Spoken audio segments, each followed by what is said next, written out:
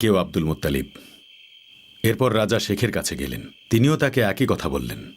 শেখ তাকে বললেন, ইয়াজানের রাজত্ব শেষ হয়ে যাবে, আল্লাহর রাসূল মানুষের হক আদায় করবেন, তার দয়ায় পুরো মানবজাতির মুক্তি হবে, আল্লাহর রাসূলই বিচারের দিন পর্যন্ত রাজা হয়ে থাকবেন। রাজা জিজ্ঞেস করলেন, বিচারের দিন মানে? শেখ বললেন, বিচারের দিন হল সেই দিন যেদিন সবাইকে মৃত্যুর পর জীবিত করা হবে এবং তার কর্মের জন্য প্রশ্নোত্তর করা হবে। তখন একটা ময়দানে সবাই সমবেত হবে। রাজা জিজ্ঞেস করলেন, আপনি সত্যি বলছেন? শেখ তাকে বললেন, আমার বলা প্রত্যেকটা কথাই সত্য, এটাই আল্লাহ তাআলার ইচ্ছা, এবং এসব তার কথা যিনি এই আসমান এবং জমিন সৃষ্টি করেছেন। তার মানে রাজার স্বপ্ন বাস্তব হবে। ইথিওপিয়ানদের সময় শেষ হতে চলেছে। ইয়েমেনেও কি সবাই এই ব্যাপারে কথা বলছে? সবাই এ ব্যাপারে অবহিত, মক্কার সবাই এ ব্যাপারে কথা বলছে। এখন ঘরে ঘরে এ কথা ছড়িয়ে গেছে, এমনকি এ খবর রাজা নাসারের কাছেও চলে গেছে, এবং তিনি তার পরিবারকে বলেছেন ইরাকে চলে যেতে। উনি পার্সিয়ান রাজাকে একটা চিঠিও লিখেছেন। তারা আলহিরাতে চলে গেছেন এবং এখন ওখানেই রাজত্ব করছেন। তুমি আমার কাছে কি বলতে এসেছো সেটা বলো। ঠিক আছে মক্কা প্রধান, অনেকদিন পর আমি আবার এই পথে বাণিজ্যের উদ্দেশ্যে বের হয়েছি। আমার খবরটা হয়তো তোমাকে খুশি করতে পারিনি, বলতেই চাচ্ছিলাম না, তবুও ভাবছিলাম একবার তোমাকে বলি। চিন্তা না করে বলে ফেলো। আমি আব্দুল মুত্তালিব, যাকে মানুষ অনেক বিশ্বাস করে, এবং আমি আমার মানুষদের বিশ্বাস কখনো ভাঙব না। আব্রাহা। আব্রাহার কি হয়েছে? একটু শুনবেন এদিকে? তুমি বসো, আমি এক্ষুনি আসছি। হারিসের আব্বা শুনছেন? কি হয়েছে আলা? আমি বন্ধুর সাথে কথা বলছি। রুকাইয়ার ব্যাপারে কথা বলতে এসেছিলাম। কথা হয়েছে ওর সাথে? হ্যাঁ, কথা হয়েছে। কি বলেছে তোমাকে? সে বলল তার ভাই ওয়ারাকা। ওয়ারাকা খুব ধর্মভীরু, আমি তাকে চিনি। কি বলেছে সে? রুকাইয়া বলল সে আব্দুল্লাহকে বিয়ে করতে চায়, কারণ আব্দুল্লাহর কপালে সে একটা নূর দেখতে পেয়েছিল। তার ভাই নাকি তাকে বলেছেন একজন নবী আসছেন, সমগ্র জাতির জন্য এক নবী আসছেন, খুব বেশি দেরি নেই। তাই রুকাইয়া আব্দুল্লাহকে স্বামী হিসেবে চাইছে। কিন্তু আব্দুল্লাহ আমিনাকে বিয়ের পর যখন আবার রুকাইয়াকে বিয়ে করতে চাইল, রুকাইয়া তার এ প্রস্তাবে রাজি হয়নি। এটাকে গোপনই রাখো। আব্দুল্লাহ এখন বাণিজ্যের কাজে সিরিয়াতে গেছে, এমনিতেই অনেক কষ্ট করছে ও। আমিনার কি খবর? আমার মনে হয় সময় কাছে চলে এসেছে হারিসের আব্বা। তুমি জোহরা আর হাসিম গোত্রের কাউকে খুঁজতে লোক পাঠাও। আর আমিনাকে এখন একদম একা রাখা যাবে না, সব সময় ওর সাথে কারো থাকতে হবে। বারাকাকে পাঠিয়ে দাও। বারাকা অনেক ছোট, ও ওখানে কি করবে?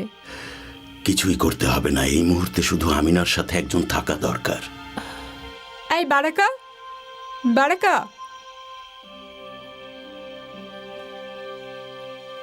তুমি আব্দুল্লাহ আর আমিনার বাড়িতে গিয়ে থাকো। আব্দুল্লাহ আমিনাকে আমি খুব ভালোবাসি, আমি অবশ্যই যাব। বারাকা, আমি আব্দুল্লাহকে উপহার হিসেবে তোমাকে পাঠাচ্ছি।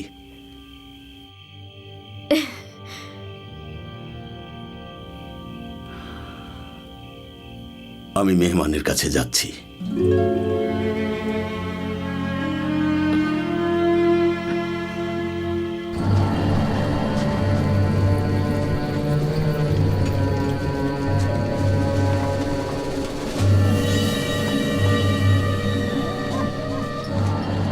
আমার মনে হয় না আব্রাহা আমাদেরকে শান্তিতে থাকতে দেবে। ওর আচরণ আমার সন্দেহজনক মনে হচ্ছে। কি চায় ও? ও কি মক্কায় কোনো দুঃসংবাদ নিয়ে আসবে?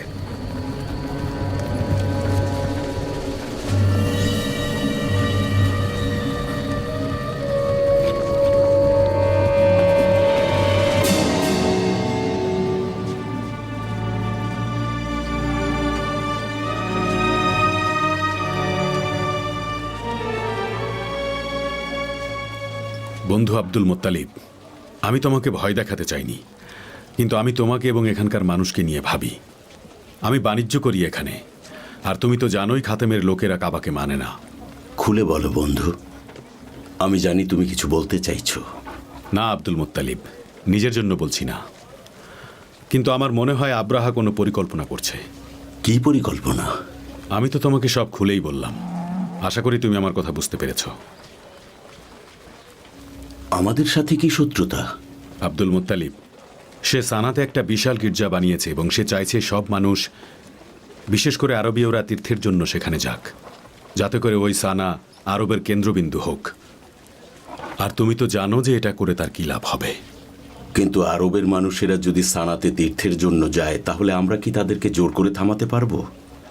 এটা একান্তই তাদের সিদ্ধান্ত। আমি কি করব? আমি নিজেকে প্রশ্ন করেছি কেন সেটা করেছে। কেন? তোমার প্রশ্নের কি উত্তর পেলে? কাবা ধ্বংস করে দেবে। কি বললে? আমি তার সাথে যুদ্ধ করব। আরবীয়রা যারা যারা চায় আমার সাথে যোগ দিতে পারে।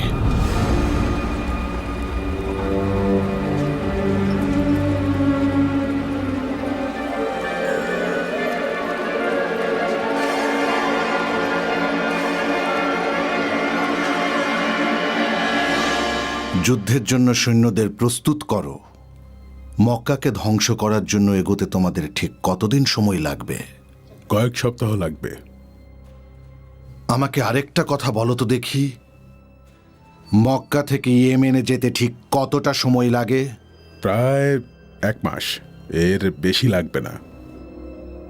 আরবীয়দের মধ্যে কার এত সাহস আছে যে আমাদের মোকাবেলা করতে আসবে? আরবীয়দের মধ্যে কারো সাহস নেই আপনার সামনে এসে দাঁড়ানোর বা আপনার মোকাবেলা করার। তাহলে আমি ওদের ওই পবিত্র কাবা ঘরকে একেবারে ধুলোয় মিশিয়ে দেব, তারপর ওদের ওখানে রাজত্ব করব। আপনি এটা করতে পারলে আরব আমাদের হাতে চলে আসবে। একবার যদি আরব আমার হাতে চলে আসে, তাহলে আমার উদ্দেশ্য সফল। আমরা আমাদের সীমানা সিরিয়া পর্যন্ত বাড়িয়ে দেব। এটাই আমাদের একমাত্র উদ্দেশ্য। যেভাবেই হোক আমাদেরকে এটা করতেই হবে। আরবের ওই মূর্তিগুলো, শুধুমাত্র যেগুলোর কারণে আরবের সবাই ওখানে তীর্থ করতে যায়, সেগুলো আমাদের ধ্বংস করতে হবে। আপনি জানেন হুজুর, ওদের মূর্তিতে শ্যাওলা পড়েছে। পবিত্র মূর্তিতে শ্যাওলা? ঠিক শুনেছেন হুজুর, ঠিক। আরবীয়রা যখন খেতে পায় না, ওগুলো চেটে খায়। সেটা আবার ওদের কাছে পবিত্র? একবার ভেবে দেখা, ওদের বিশ্বাস আর পবিত্র ঘর কতটা ঠুনকো। জাহাপনা, আপনারা তো বলছেন ওদের মূর্তি পুরাতন হয়ে গেছে, কিন্তু ওদেরকে জিজ্ঞেস করলে বলে এই ঘর আল্লাহর হুকুমে তৈরি হয়েছে, তাই এটা পবিত্র ঘর। তারা আরো বলে তাদের এই পবিত্র ঘর আল্লাহর নবী ইব্রাহিম তার নির্দেশে তৈরি করেছেন, আর সেজন্যই এটা পবিত্র ঘর, এবং তারা সেখানে কোরবানি করে। ওটা নাকি পবিত্র জায়গা। পবিত্র জায়গা? কিভাবে? কারণ সেখানে আল্লাহ তাআলার বিশেষ রহমত আছে। খুন খারাপি নেই, অরাজকতা নেই, না কোনো পাপ আছে, না কোনো যুদ্ধ। তারা তো বলে একবার একজন মহিলা এবং পুরুষ পাপ কাজ করেছিল, আল্লাহ নাকি তাদেরকে পাথর বানিয়ে দিয়েছেন। তাদের নাম হলো ইসাফ আর নাইলা। ও কি বলছে এসব আসওয়াদ? ওই দুটো মূর্তির সবাই আরাধনা করে ওখানে। শুধুমাত্র আরবীয়রা ছাড়া আর কেউ পাথরের পূজা করে না। রোমান সাম্রাজ্যের সবাই তো খ্রিস্টান ধর্মের, যে ধর্ম খুব দ্রুত ছড়িয়ে যাচ্ছে, এবং কেউ এই খ্রিস্টান ধর্মের পথে কাটা হয়ে আসতে পারবে না। শুধু ওই কাবাই এখন একমাত্র বাধা। এটার জন্য খ্রিস্টান আরব দেয়াল তৈরি হবে। পার্সিয়ান রাজত্বের মধ্যে কিসরা, আনু এবং সারওয়ানের ঠিক মুখের উপরে আমাদের সময় চলে এসেছে। তৈরি হও, সবাইকে যুদ্ধের জন্য প্রস্তুত করো।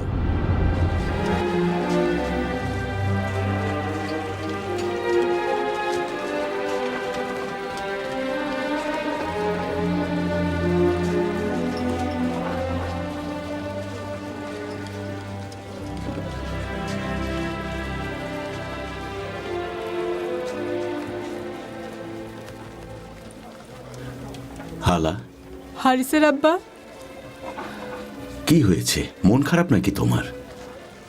হামজার কিছু হয়েছে? হামজা একদম ঠিক আছে।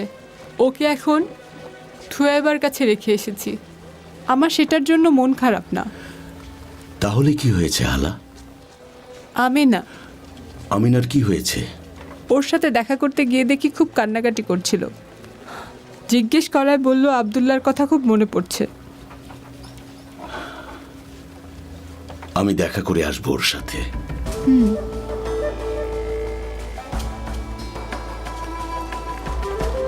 হামজা,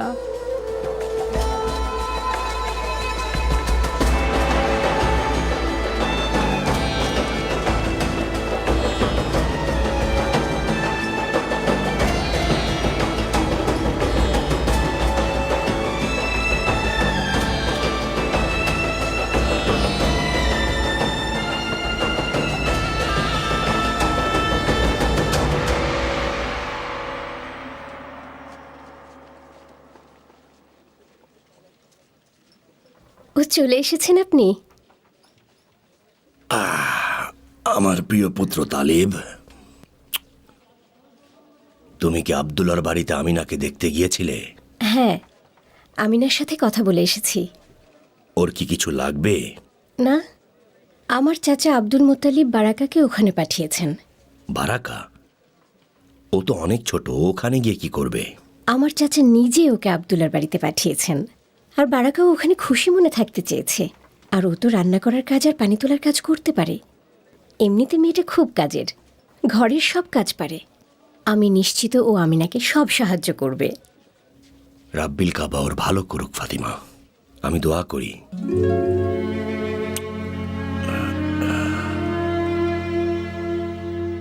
আমি তোমার সাথে একমত না ইবনে জাদান, তবুও বলো তুমি কি বলতে চাও। শোনো আবু তালিব, শোনো কুরাইশের লোকেরা, এই যে পবিত্র ঘর, যেহেতু আমরা এতদিন ধরে পবিত্র ঘরকে রক্ষা করে আসছি, তাই সামনেও রক্ষা করার দায়িত্ব আমাদের।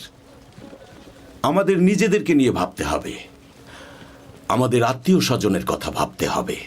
কারো যদি কোনো সাহায্যের দরকার হয় আমাদেরকে সাহায্য করতে হবে। যদি আমাকে জিজ্ঞেস করো, কেউ চুরি করলে হাত কেটে নেওয়া উচিত এবং আরব থেকে কিনানা পর্যন্ত সব ধরনের হারাম কাজ বন্ধ করে দিতে হবে। এবং আমি এটাও চাই না নারীরা বেপর্দা হয়ে ঘুরে বেড়াক। বলুন আব্দুল মুত্তালিব। হে মক্কা প্রধান, এজন্যই তো আপনাকে সবাই এত পছন্দ করে। আমি হাশেমের পুত্র আব্দুল মুত্তালিব বলছি। কুরাইশ বংশের কোনো কন্যা সন্তানকে আর জীবিত অবস্থায় কখনো মাটি চাপা দেয়া যাবে না। আল্লাহ বলেছেন, পুত্র সন্তানের চেয়ে কন্যা সন্তানদেরকে আমাদের বেশি ভালোবাসতে হবে। পুত্র অপেক্ষা কন্যা আমাদের কাছে বেশি ভালোবাসার। আর কোনো কন্যা সন্তানকে জীবিত কবর দেয়া হবে না। কন্যারা বড় হয়ে আমাদের ঘর সংসার সামলান, তারা সন্তান প্রসব করেন, ঘরবাড়ি সামলান, আহার তৈরি করেন। কিভাবে তাদের জীবিত পুঁতে ফেলবে? আর যখন যখন তোমরা বৃদ্ধ হয়ে যাবে, তখন একমাত্র কন্যা ছাড়া তোমাদের আর কেউ দেখবে না।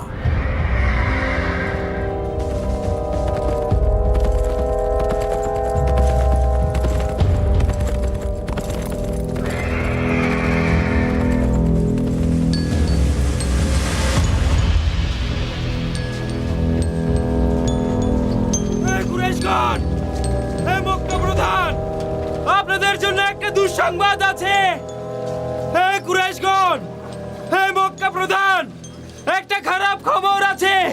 হে কুরাইশগণ, আপনার জন্য দুঃসংবাদ আছে। আপনার ভাই আব্দুল্লাহ নেই।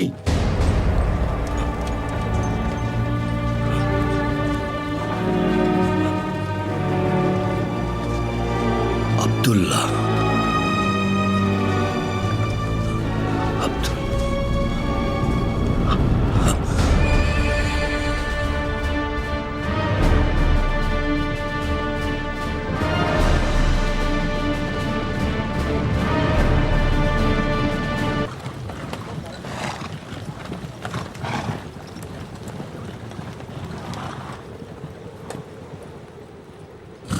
আব্রাহা মনে হয় তার সৈন্যদের নিয়ে বেরিয়ে গেছে নুফাইল।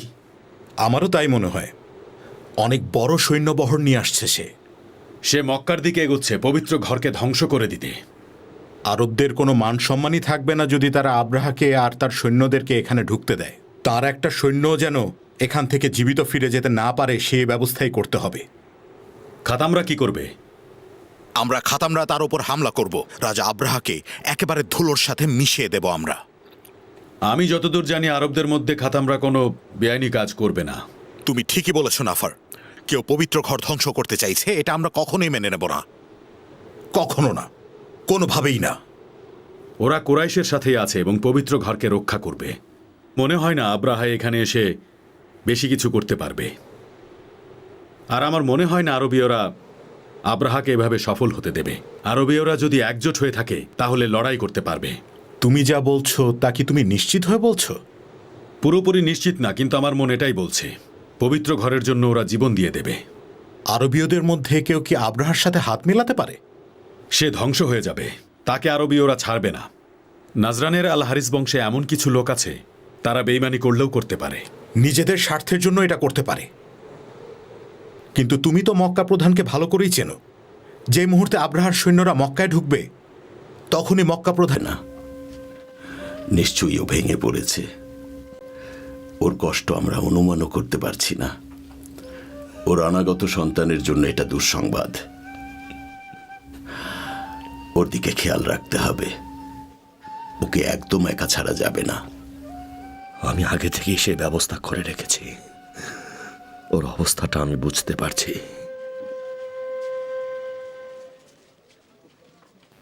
লাকা সালাম মক্কা প্রধান। লাকাসসালাম।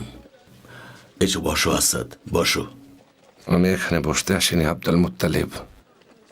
একটা খারাপ খবর আছে, কিভাবে বলবো বুঝতে পারছি না।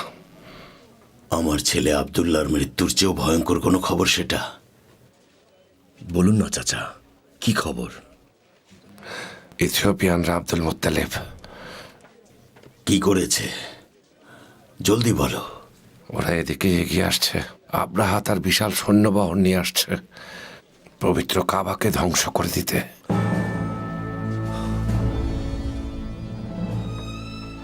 হিমিয়ার থেকে একটা খবর এসেছে। নাফার বলছি মক্কা প্রধান হাসিম পুত্রকে। আব্রাহা তার সৈন্যবহর নিয়ে খুব দ্রুত মক্কার দিকে এগিয়ে যাচ্ছে। সাথে হস্তি বাহিনী আছে, আর পবিত্র কাবাকে তারা চিরদিনের মতো ধ্বংস করে দিতে চায়।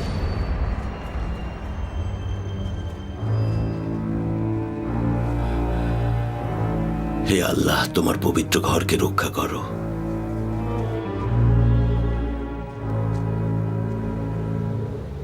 সবাই শুনুন আমার কথা। আব্রাহা আর তার সৈন্যবহর মক্কা ধ্বংস করতে এগিয়ে চলেছে। বিশাল সৈন্যবহর তার।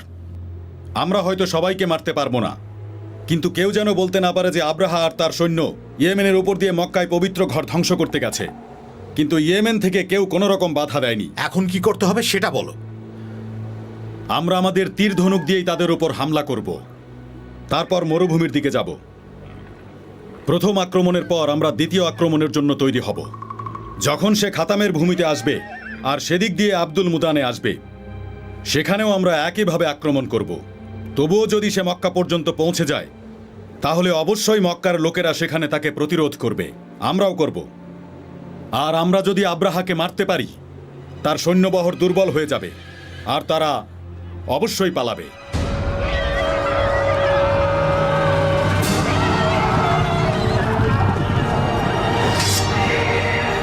একজনও যেন পালাতে না পারে। আক্রমণ! আক্রমণ! মাকসুদ এরা কারা বলো তো? আমার এত বড় সৈন্যবহরের সামনে এসে দাঁড়ানোর এত সাহস কার? আমি জানি না এরা কারা, কিন্তু আমার মনে হচ্ছে এরা হিমায়রির জনগণ। একজনের নেতৃত্বে তারা এসব করছে। তারা আক্রমণ করছে কারণ ভেবেছে আমরা ভয় পেয়ে এখান থেকে ফিরে যাব। ওরা স্বপ্ন দেখছে।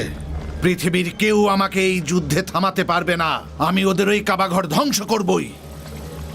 তুমি আমার কথা শোনো আসওয়াদ, আমি একজন যোদ্ধা।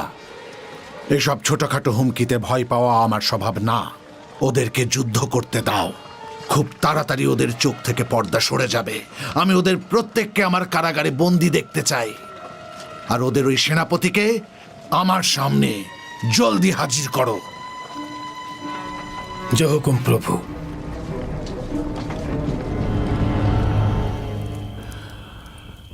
আসুন কুরাইশের গণ্যমান্য ব্যক্তিরা, আমি আজ আপনাদের এখানে ডেকেছি কারণ নিশ্চয়ই আপনারা খবরটা পেয়েছেন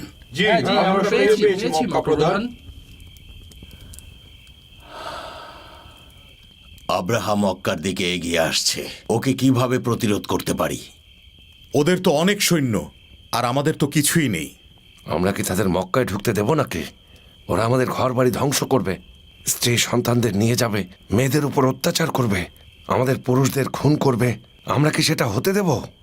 আর আমাদের পবিত্র কাবা, জীবন দিয়ে হলেও পবিত্র কাবাকে রক্ষা করব। আমি ওনার সাথে পুরোপুরি একমত। কাবার জন্য আমরা জীবন দিতেও প্রস্তুত।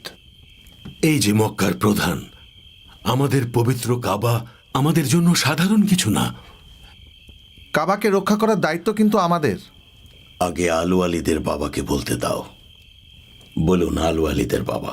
আমি বলছি আরবের সব জাতিকে বার্তা পাঠানো হোক, তারা যেন তাদের গোত্র থেকে লোক পাঠায়, তারা যেন আমাদের সাথে এক হয়ে আব্রাহা সৈন্যদের বিরুদ্ধে লড়াই করে।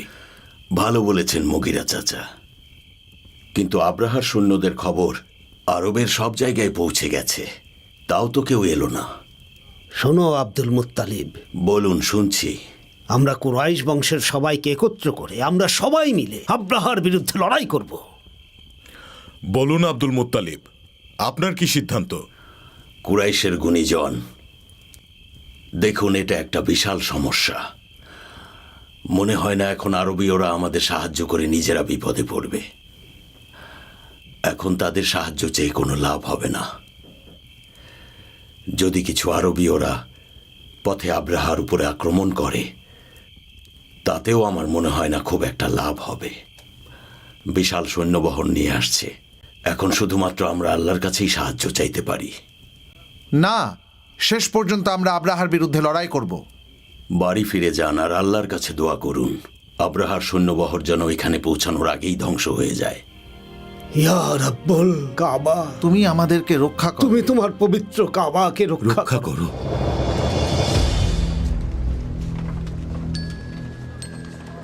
নাফারের লোক আল হিমাইরি, যারা আব্রাহার বিরুদ্ধে যুদ্ধ করার সাহস পেয়েছে। কোন সাহসে তোমরা এটা করলে?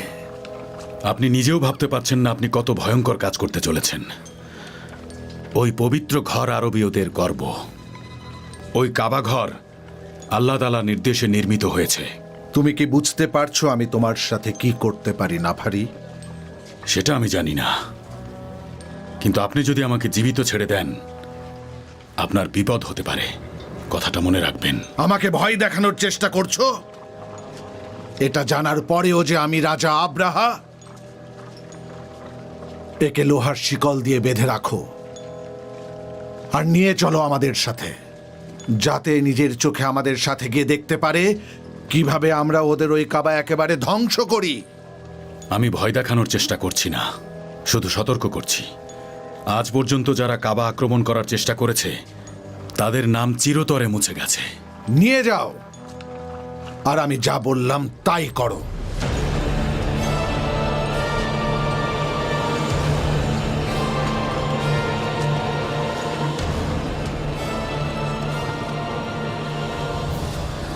কোথায় যাচ্ছ? কি হয়েছে তাড়াতাড়ি বলুন। বলো কোথায় যাচ্ছ? কোথায় যাচ্ছেন আপনারা? আমরা আসার আগে আমরা এখান থেকে পালিয়ে যাচ্ছি। কি হয়েছে? কোথায় পালাচ্ছ? হে কাবার রব, আমাদের এখন কি করা উচিত? কোথায় মক্কার প্রধান? মক্কার প্রধান কোথায় আপনি?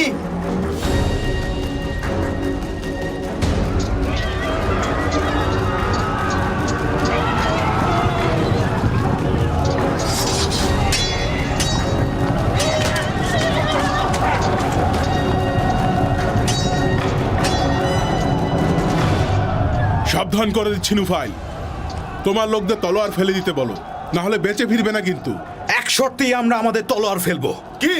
খাতামের যত লোককে তোমার রাজা বন্দী করেছে তাদের সবাইকে ছেড়ে দিতে হবে। সেই সিদ্ধান্ত শুধু রাজাই নিতে পারবেন। আচ্ছা ঠিক আছে, মানলাম। তাহলে আমি তোমাকে আরেকটা শর্ত দিচ্ছি। তুমি আমাদের সৈন্য দলে যোগ দেবে এবং আমাদের সাথে মক্কায় যাবে। তো কি বলো তুমি?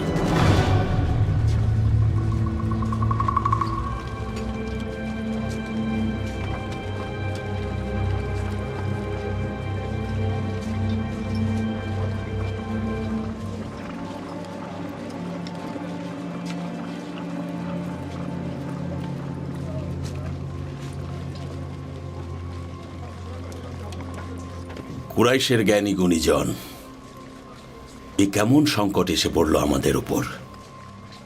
আব্রাহার সৈন্যবহর তো একেবারে কাছে চলে এসেছে, কিন্তু তাদের মক্কায় আসার পথে আমাদের বন্ধু নাফার আক্রমণ করেছে।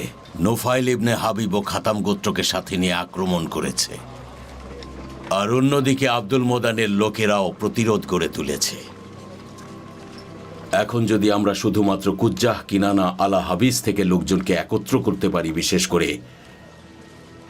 যারা তলোয়ার চালাতে পারে, তাহলে ভালো হতো। আরবের বাকি গোত্রদের ক্ষেত্রে আপনার কি বলার আছে মক্কা প্রধান? আব্রাহার সৈন্যদের সামনে লড়াই করার মতো অবস্থা আরবের অন্য গোত্রদের নেই। তার মানে আমাদেরকে এই আব্রাহার বিশাল সৈন্যবাহিনীর সাথে লড়তে হবে? ঠিক বলেছেন আপনি। কি ভাবছো আব্দুল মুত্তালিব? বলো, মক্কার মানুষ তোমার বিরুদ্ধে যাবে না?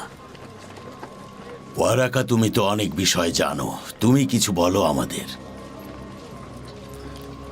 জি মক্কা প্রধান, কুরাইশ গোত্র যদি প্রস্তুত থাকে আব্রাহার বিরুদ্ধে লড়তে দিন। আমার মনে হয় না আব্রাহা আপনাকে কিছু করবে। তার একটাই মাত্র উদ্দেশ্য, তা হলো পবিত্র কাবা ঘরকে ধ্বংস করা। সে ভাবছে যদি কেউ যদি সাহসও করে, আল্লাহ তাকে ধ্বংস করে দেবে। আমার মনে হয় খবর তার কান পর্যন্ত পৌঁছে গেছে, কিন্তু তাকে আরেকজন বুদ্ধি দিচ্ছে। মাকসুদের পুত্র আল আসওয়াদ, সেও নাজরান গোত্রের লোক, আর রোম এই মুহূর্তে তাদের পাশে গিয়ে দাঁড়িয়েছে, কারণ তারা হিজাজ দখল করতে চায়। হিজাজ রোমের সীমানার একদম কাছে। তারা তাদের সীমানা বাড়াতে চাইছে, আদান এবং আভিয়ান থেকে তিহামা, হিজাজ এবং সিরিয়া পর্যন্ত। তাদের সামনে শুধুমাত্র একটাই বাধা, সেটা হলো আমাদের পবিত্র কাবাঘর। তুমি এত কিছু কিভাবে জানলে? কুরাইশের জ্ঞানী গুণীজন। আপনারা জানেন আমি একজন বণিক। বিভিন্ন জায়গায় আমাকে বাণিজ্য করতে যেতে হয়। নানান দেশের মানুষের সাথে আমার কথা হয়। আব্রাহা হিজাজের লোকদের উপর জোর খাটাচ্ছে, তাদেরকে খ্রিস্টান বানাতে চাইছে। তার মানে কাবাঘর তো ধ্বংস করবেই। ঠিক বলেছ ওয়ারাকা। আব্রাহা বিশাল বড় পরিকল্পনা নিয়ে এসেছে। পার্সিয়ানদের মুখোমুখি হয়ে তার সাম্রাজ্য আদান সমুদ্র থেকে সিরিয়া পর্যন্ত বিস্তার করতে চায়। এর ফলে রোমানরা ভারত মহাসাগরে পৌঁছে আরবদের সাথে মৈত্রী চুক্তি করবে। এই কারণে সেই ভূমিতে একটা নিরাপদ বাণিজ্যের জন্য যোগাযোগ ব্যবস্থা গড়ে তুলতে পারবে। এই পরিকল্পনা সফল হবে না যদি আরবদের জোর করে খ্রিস্টান না বানানো যায়, আর আমাদের পবিত্র কাবা ধ্বংস না করা হয়। কাবা ঘর কি? কাবাকে কিভাবে ধ্বংস হতে দেব? যেভাবেই হোক আমাদের পবিত্র ঘরকে বাঁচাতেই হবে। আমাদের সবাইকে যে কোনো কিছুর জন্য প্রস্তুত থাকতে হবে।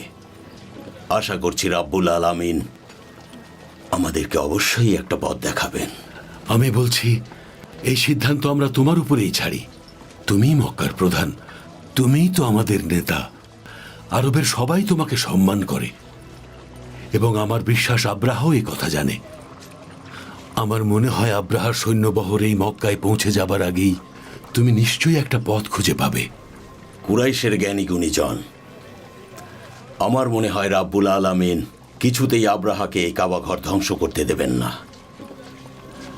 সবাই যান, আপনারা সবাই পবিত্র কাবা ঘরে যান আর আল্লাহর কাছে দোয়া করুন, তিনিই সাহায্য করবেন।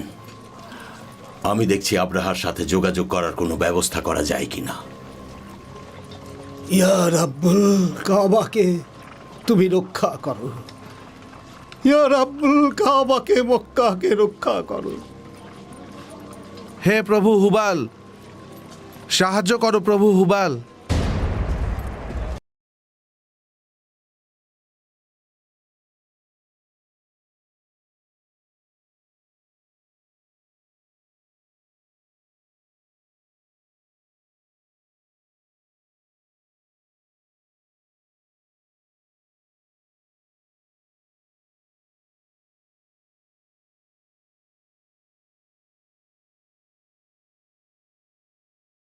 কে নিয়ে এসো, আর সাথে ওই নুফাইলকেও আনো। শোনো হুনাতা, বলুন মালিক। মক্কাতে পৌঁছতে আমাদের আর কতদিন সময় লাগবে? কয়েকদিনের মধ্যে উকাজে পৌঁছে যাব, তারপরেই আমরা নাখলায় পৌঁছে যাব। নাখলার পাশেই মক্কা। খুলে দাও এদেরকে।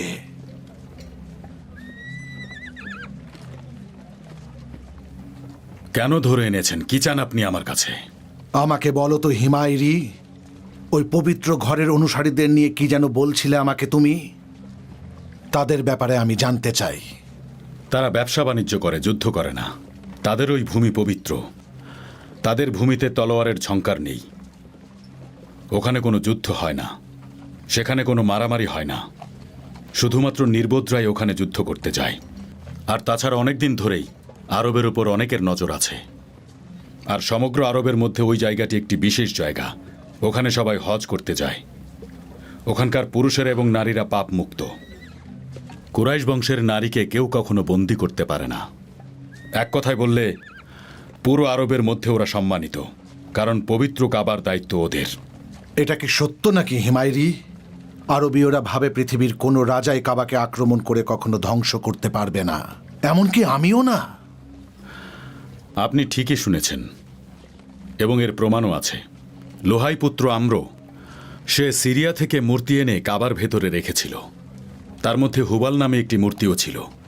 সে কাবার ভেতর মূর্তিটা রাখল এবং ধ্যান করতে শুরু করল। অনেকে বলে ইব্রাহিমের ধর্মের সাথে এর কোনো সম্পর্ক নেই।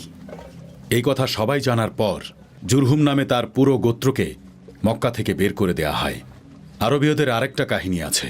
আসাদ আবু কারিব নামে এক রাজা, যে কাবাকে ধ্বংস করতে চেয়েছিল, আল্লাহ নিজে তাকে থামিয়েছেন। আর তার সাথে খুব অদ্ভুত ঘটনা ঘটে।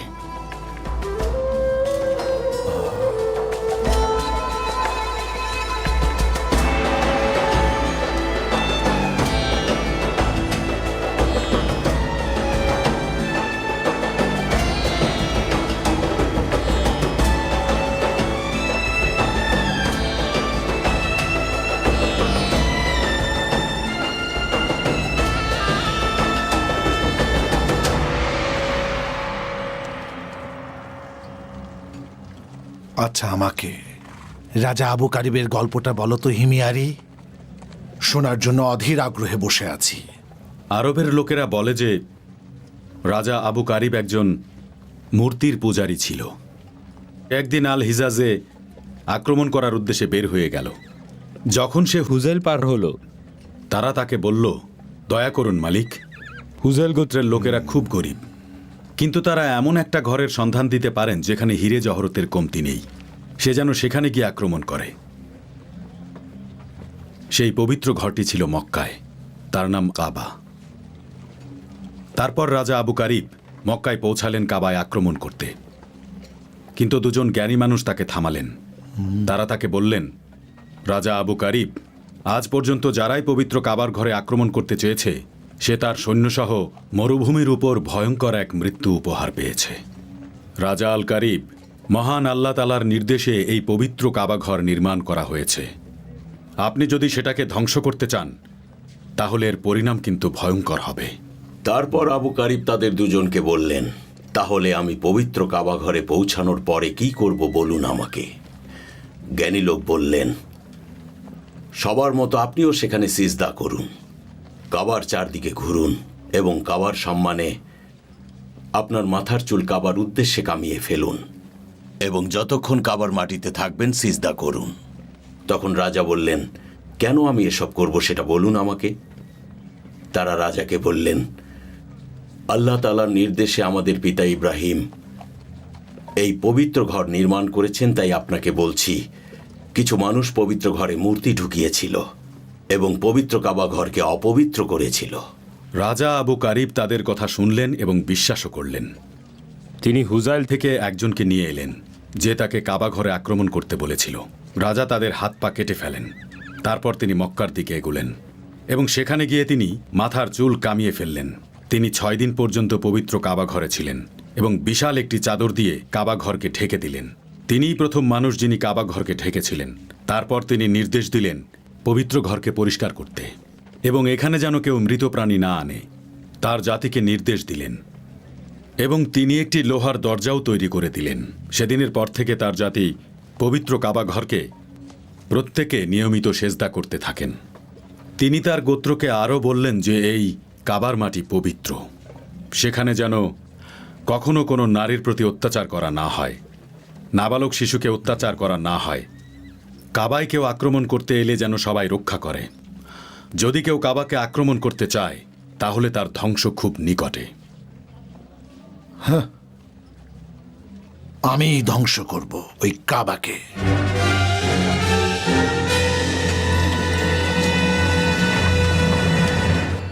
আমি খুব তাড়াতাড়ি এর শেষ দেখতে পাচ্ছি।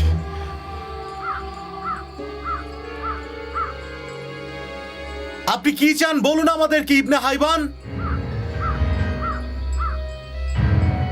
উনি সিরিয়া থেকে এসেছেন। উনি একজন বিশিষ্ট ব্যক্তি। উনি যদি পানি চেয়ে হাত তোলেন, অঝরে বৃষ্টি হয়। ও জিউসের অনুসারী, হে কুরাইশ, আন্নাদির আর কোয়াইনুকার বংশধর, যখন আমি সিরিয়া থেকে তোমাদের মাঝে এসেছিলাম তখন কিভাবে ছিলাম বলো? আপনি সব সময় সৎ ছিলেন। আপনার প্রার্থনাতেই এই শুকনো মরুভূমিতে বৃষ্টি হতো। আমার কাছে বোকা সেজো না। আমি তোমাদের সামনে এই জন্যই এখন কথা বলছি, কারণ আমি জানি খুব শীঘ্রই আমার মৃত্যু হতে চলেছে। কি মনে হয় তোমাদের, কেন আমি সিরিয়া ছেড়ে তোমাদের মাঝে এসেছি, যেখানে সারাবার খাবারের লহর বইত? সে আরামের জায়গা ছেড়ে আমি ইয়াত্রিবের এই শুকনো মরুভূমিতে কেন পড়ে আছি? সেটা আপনিই ভালো জানবেন ইবনে হাইবান। ঠিক আছে, মন দিয়ে শোনো। আমি এখানে এসেছিলাম এক নবীর আগমনের কথা শুনে। তার আগমনের সময় সন্নিকটে তিনি ইয়াত্রিবে এসে থাকবেন। আমি জানি তিনি সৃষ্টিকর্তার নির্দেশিত পথ আমাকে দেখাতে পারেন, যে পথ আমি এতদিন ধরে সন্ধান করে এসেছি। তার আগমনের সময় কাছাকাছি, আর সর্বপ্রথম ইহুদিরাই তার খোঁজ পাবে। আমি তোমাদের সতর্ক করছি। জি, আমরা অপেক্ষায় থাকব। সৃষ্টিকর্তা সাক্ষী, তোমাদের কাছে বার্তা পৌঁছে দিলাম।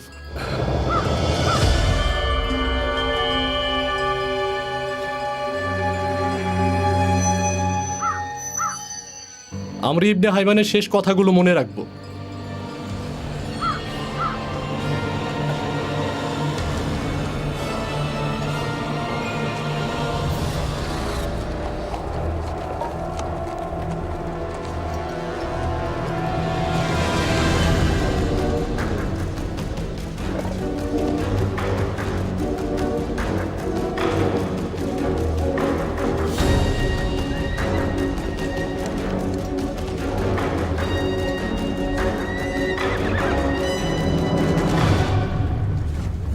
প্রভু, একটা কথা বলো আসওয়াদ। কাবার এই ঘটনাগুলো হয়তো আপনার মনে বসে গেছে, সেজন্য আপনি একটু ভয় পাচ্ছেন।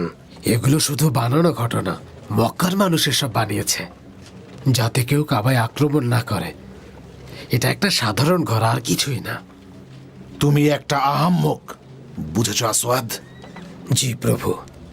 তুমি কি জানো না আসওয়াদ, একজন রাজা সৈন্য সহ ইয়েমেন পর্যন্ত এসে, বিশেষ করে সেই রাজা যদি আব্রাহা হয়, এসব কান কথা আর বানানো গল্পে কখনো ভয় পাবে না।